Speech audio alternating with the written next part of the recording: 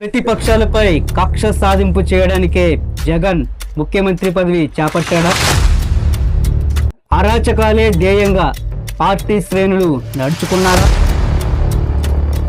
మహిళల పట్ల అసభ్యకర వ్యాఖ్యలు, సోషల్ మీడియాలో మార్ఫింగ్ ఫోటోలు. జగన్మోహన్ రెడ్డి ఘోర పరాజయానికి అసలు కారణాలేంటి? అందరికీ నమస్తే, వెల్కమ్ టు గ్రౌండ్ రిపోర్ట్. నేను నవీన్. ఆంధ్రప్రదేశ్లో జరిగినటువంటి సన్నివేశం రాష్ట్ర దేశ రాజకీయ చరిత్రలోనే చారిత్రాత్మకమైనటువంటి సన్నివేశం. వెలువడినటువంటి ఎన్నికల ఫలితాల్లో కూటమి క్లీన్ స్వీప్ చేయడం, వైసీపీ పార్టీ ఎవరు ఊహించినటువంటి విధంగా ఘోర పరాజయాన్ని పొందటం, కనీసం ప్రధాన ప్రతిపక్ష హోదాలో కూడా నిలవకుండా ఏపీ ప్రజలు నిన్న ఇచ్చినటువంటి తీర్పుని ఆ పార్టీ శ్రేణుల్లో మింగుడు పడలేనటువంటి విషయం. ఈరోజు జగన్మోహన్ రెడ్డి అంత హీనాతిహీనంగా ఓడిపోవడానికి గల ప్రధాన కారణాలను విశ్లేషిద్దాం. 2019లో జరిగినటువంటి ఎన్నికల్లో జగన్కి 151 సీట్లు వచ్చాయి. అప్పట్లో ఇన్ని సీట్లు ఆ పార్టీకి రావటం ఒక పెద్ద మిరాకిల్. ఇలా వచ్చినటువంటి గెలుపుని ఎంతో విధేయతతో, ఎంతో బాధ్యతతో రాష్ట్రాన్ని అభివృద్ధి దిశగా తన యొక్క పాలనతో నడిపించాల్సింది పోయి ఆ యొక్క పదవిని, పవర్ని ఎవరైతే ప్రతిపక్షాలు ఉంటారో, ముఖ్యంగా తెలుగుదేశం పార్టీ నాయకులపై కక్ష సాధింపు చర్యలు చేపట్టుకోవడానికి ఎంతో బాధ్యతాయుతమైనటువంటి ముఖ్యమంత్రి పదవిని ఉపయోగించారు. ఇది ఇలా ఉంటే ఎవరైతే ప్రతిపక్ష పార్టీపై అరాచకాలకు, దాడులకు పాల్పడ్డారో వారిని పార్టీ నుండి సస్పెండ్ చేయకుండా, దానికి తగినటువంటి శిక్షలు పడకుండా చేయకపోగా ఆ దాడులకు పాల్పడినటువంటి పార్టీ వైసీపీ పార్టీ శ్రేణులకు అవార్డులు, రివార్డులతో సత్కరించారు జగన్మోహన్ రెడ్డి. వారికి ఎమ్మెల్సీ పదవులు ఇవ్వడం, జడ్పీ చైర్మన్ పదవులు ఇవ్వడం, మంత్రి పదవులు ఇవ్వటం, ఇలాగా ఈ 5 సంవత్సరాలు కూడా అరాచకాలే ధ్యేయంగా ఆ పార్టీ శ్రేణులు నడుచుకున్నారు. దేనికి అంటే ఇలా చేస్తేనే ఆ పార్టీలో గుర్తింపు, వారి యొక్క హోదా కొనసాగుతుందో ఏమో కానీ సాధారణ మధ్యతరగతి ప్రజలను కూడా వదలకుండా ఈ అరాచకాలను సాగించారు. ఇక సంక్షేమం మాటకొస్తే నవరత్నాలు అనే 9 పథకాలని తెచ్చి వాటిని జనాల్లో క్యాసెట్ వేసి చివరికి ప్రజలు నవరత్నాలు కాకుండా మిగిలిన పథకాలని మర్చిపోయేలాగా చేశారు. ఈ నవరత్నాల్ని కూడా అందరికీ అందనివ్వకుండా కేవలం పార్టీ శ్రేణులకు లేకపోతే న్యూట్రల్స్కు ఇచ్చారేమో కానీ పార్టీ ఇతరులకు, ప్రతిపక్ష పార్టీలో ఉండే కార్యకర్తలకు ఈ నవరత్నాలను అందనివ్వకుండా చేశారు. పోనీ ఇచ్చిన వారికైనా ఈ నవరత్నాల్లో 9 పథకాలు అన్నీ ఇచ్చారా అంటే ప్రశ్నార్థకమే. వాలంటీర్లని పెట్టారు, సచివాలయాలను పెట్టారు. అయినా ఇప్పటికీ ఏపీ ఇంకా 10 ఏళ్ళు వెనకబడిపోయింది.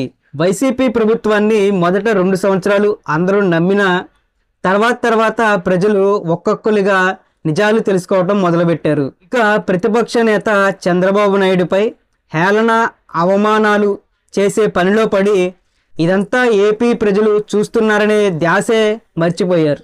అన్యాయాలు చేసినటువంటి నాయకుల్ని లేదా తమకే అన్యాయం జరిగినప్పుడు ఎవరైనా వైసీపీ నాయకుల్ని ప్రశ్నించినా, ఎదురు తిరిగినా, ఒక మాట తూలినా వారిపై కేసులు పెట్టి చిత్రహింసలు పెట్టారు. అవ్వాతాతలు అంటూ ఆంధ్రప్రదేశ్ ఏర్పడిన దగ్గర నుంచి ఇంతకు ముందు ఎవరో పెన్షన్ ఇవ్వనట్టుగా, ఇక తానే పెన్షన్ స్కీమ్ని మొదలుపెట్టినట్టుగా అవ్వాతాతలకి 3000 ఇచ్చానంటూ డాబులు కొట్టుకున్నారు. గతంలో తెలుగుదేశం పార్టీ ఇచ్చినటువంటి 2000కి సంవత్సరానికి 250 చొప్పున పెంచుకుంటూ రూపాయలు చేసి 3,000గా అవ్వాతాతలకి ఇచ్చి మొత్తం తానే ఇచ్చినట్టుగా జగన్మోహన్ రెడ్డి ప్రచారం చేసుకున్నారు. దీనిపై కూడా అనేక విమర్శలను ఎదుర్కోవాల్సి వచ్చింది. ఇక మహిళల పట్ల పార్టీ ఏతరులు లేకపోతే ప్రతిపక్షాలకు సానుభూతిగా ఉండేటువంటి మహిళల పట్ల అసభ్యకరమైన వ్యాఖ్యలు, సోషల్ మీడియాలో మార్ఫింగ్ ఫోటోలు చేసి పైశాచిక ఆనందాన్ని పొందారు ఈ 5 సంవత్సరాల్లో. ఇక ప్రతిపక్ష నేతలు ఊరుకోకుండా, కేసులు పెట్టినా భయపడకుండా జగన్మోహన్ రెడ్డి ఈ 5 సంవత్సరాల్లో చేసినటువంటి పనితనంలో డొల్లతనాన్నంతా పూర్తిగా ప్రజలకు చేరవేసి నిజాలు చెప్పడంలో వీళ్ళు సక్సెస్ అయ్యారు.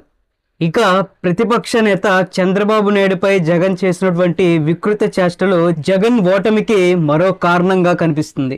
లోకేష్ యువగలం సక్సెస్ కావటం, సూపర్ 6 పథకాలు జనాల్లోకి వెళ్ళడం, సూపర్ 6 పథకాలు కొత్తగా ఉండటం, ప్రతి ఒక్కరికి అవసరమయ్యేవే ఈ మేనిఫెస్టోలో సూపర్ 6 పథకం కింద తేవటం, దీనిని ప్రజల్లో దూసుకుపోయే విధంగా ఈ పథకాలన్నింటినీ ప్రతి ఒక్కరికి చేరవేసి టీడీపీ నేతలు సూపర్ సక్సెస్ అయ్యారు.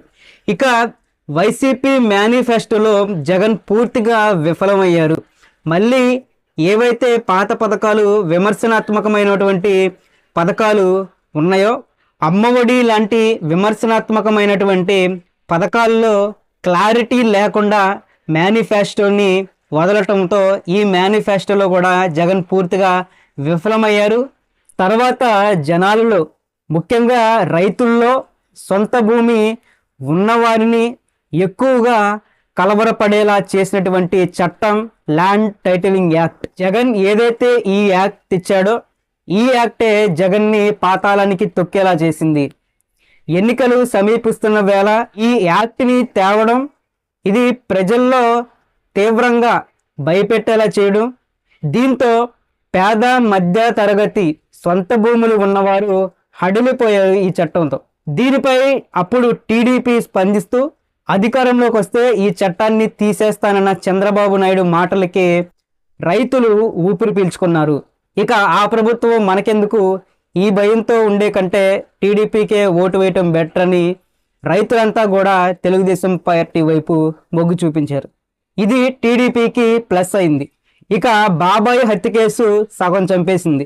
ఇక్కడ షర్మిల పెద్దగా ఎఫెక్ట్ చూపించలేదు, దీని గురించి మనం తర్వాత మాట్లాడుకుందాం.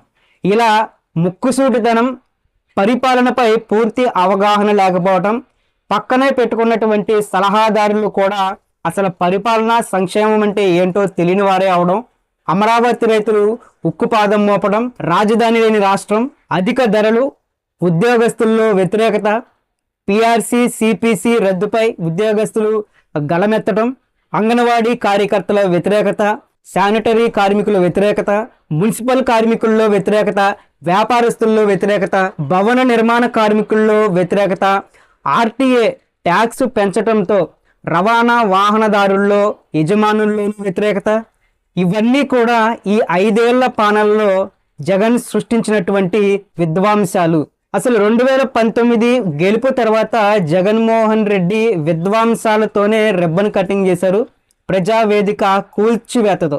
వీటన్నిటినీ డైవర్ట్ చేయడానికి ఏదో ఒక చట్టం తేవటం, ఈ చట్టంపై ప్రతిపక్షాలు కోర్టుకు వెళ్ళేలాగా చేయటం, అక్కడ హైకోర్టులో సుప్రీంకోర్టులను మొట్టికాయలు అధికారులు తినేలాగా చేయటం, వాళ్ళని పావులుగా వాడుకోవడం, వీటన్నిటితో పాటు కేసులు, వాయిదాలు, సునీత సవాళ్ళు, గులకరాయి డ్రామాలు, ఇవన్నీ కూడా ఘోర పరాజయం అనే కంటే జగన్ యొక్క పార్టీని పవన్ కళ్యాణ్ అన్నట్టుగా ఘోర పరాజయం అనే కంటే జగన్ యొక్క పార్టీని పవన్ కళ్యాణ్ అన్నట్టుగా అధపాతాళానికి తొక్కేసి కనీసం ప్రధాన ప్రతిపక్ష హోదా కూడా లేకుండా చేశాయి.